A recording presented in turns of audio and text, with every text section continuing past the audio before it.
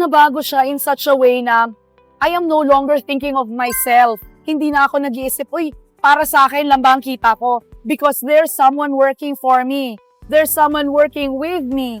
And so, I make sure that if I am happy, everyone is happy. Yun siguro yung nabago ng business ko, to think about other people. Actually, itong negosyo na to sobrang laking blessing kasi through this business, nagsusustain nito yung mga bills namin, yung mga pangangailangan, lalo na I now have my family with 2 kids, pang-ipon para sa future ng mga anak, pang-travel din. Nagagawa na rin namin makatulong sa mga ibang tao na makapag-start din ng business by sharing the brand and by sharing the system na natutunan namin over the last 5 years doing the business.